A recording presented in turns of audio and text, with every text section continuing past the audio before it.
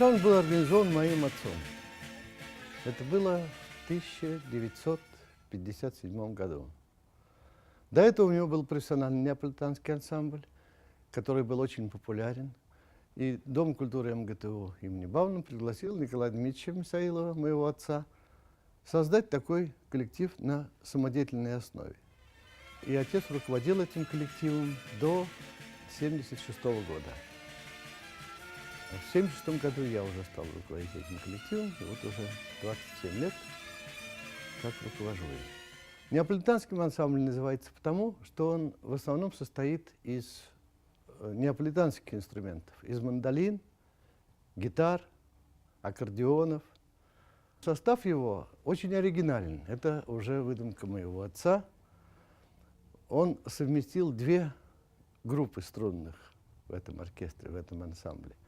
Это группа щипковых инструментов, как я уже сказал, мандолины, гитары, и группа смычковых инструментов. Есть в ансамбле люди, которые работают уже не одно, ну, играют. Работа это за деньги, а бесплатно. Вот они участвуют в неаполитанском ансамбле долгие годы, десятилетия просто. Вот есть Валентина Ивановна Ляпина, которая, будучи студенткой, пришла к папе в оркестр. Тут же играли еще два брата-близнеца, Боря и Толя Ляпины. Вот. Потом, значит, они подружились, и она вышла замуж за одного из этих близнецов, братьев. У них дочка родилась. И до сих пор они не теряют связи с ансамблем, потому что Валентина Ивановна Ляпина до сих пор играет в оркестре, вот уже 40 с лишним лет.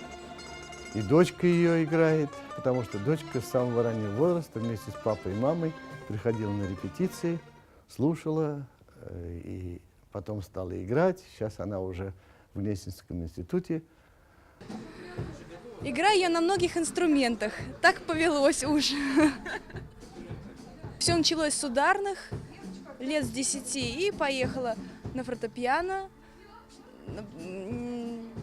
Попробовала на третьих скрипках поиграть. Последнюю репетицию играла первый раз в жизни за ударной установкой, чем повеселила полколлектива. Ну на мандолине, конечно, на мандоле. Вот такой я многостаночник. Ну, у нас в ансамбле вообще много появилось супружеских пар, это уже больше десятка во всяком случае. Так что у нас просто нет плохих людей. Плохим людям в нашем коллективе делать просто нечего, потому что денег за это не дают, понимаете. Так что эта атмосфера коллектива, она, конечно, очень важная и хорошее подспорье, так сказать, для каждого человека, потому что находиться в компании хороших людей – это тоже счастье, это тоже радость общения, понимаете. Я в детстве закончила музыкальную школу по Домре, и так получилось, что хотела музыкант, а стала врачом, гастроэнтерологом. Однажды меня пригласила наша доктор на концерт неаполитанского ансамбля. Я думаю, боже мой, что это за ансамбль? Пришла, оказалось, что это художественная самодеятельность. Подвели меня к маэстро. Он говорит: вот возьмите мандолину, попробуйте. Я говорю: да я не умею играть, я играла только на домре.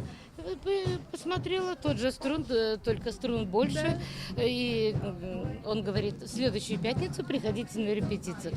И так я уже здесь 24 года. В ансамбле я 2 года. Пришла сюда как пианистка, но так сложилось, что моя подруга-пианистка стала играть здесь на рояле, а я тогда села за мандолиночку, потому что в свое время в музыкальной школе я училась на домре, а это очень близкие по игре инструменты, поэтому я осталась на мандолине. Осталась, потому что здесь была замечательнейшая обстановка, атмосфера, то есть я настолько влюбилась и в маэстро, и вообще во все здесь происходящее. Виолончели.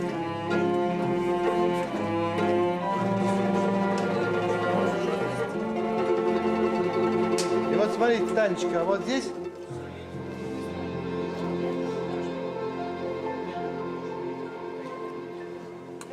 а вот последнюю нотку со мной вместе, понятно? Да, понятно? Понятно? Еще раз 9-ю. Вот знаете, Рита, она вообще очень хорошо все рассказывает. Ну, я довольно давно в оркестре, в неаполитанском ансамбле. Тут я встретила своего мужа, свою вторую половинку. Он тоже играл в свое время на кларнете. Мы поженились уже. Муж пока временно оставил коллектив. Временно? Да, я думаю, что временно. Но у нас растет сын, Артем, ему уже 8 лет. Он в этом году закончил 1 класс музыкальной школы по классу аккордеона. Так что я надеюсь, что скоро наш ряд из аккордеонов затмит тут все. Я сначала пришла петь вот как раз в бэк-вокале, что называется. Вот, а потом Евгений Николаевич говорит, ну что ты зря ходишь, ну давай учись на чем-нибудь играть. Вот, и До я сих говорю, пор ну, ходит и да.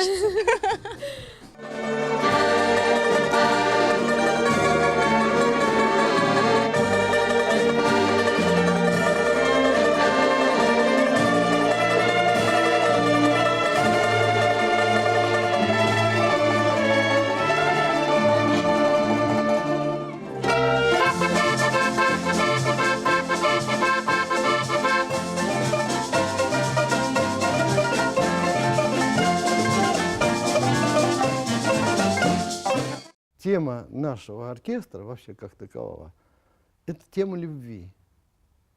Тема любви человека к человеку. Понимаете, ну что может быть выше этой темы? И чистой любви, не той, которая сейчас пропагандирует, так сказать, поп-музыка, а высокой любви, понимаете? Поэтому, наверное, все-таки это влияет как-то на людей, это понимают они. То есть, исполняя такую музыку, они сами как-то проникаются вот этим чувством любви друг к другу, к музыке, к этой, к людям вообще.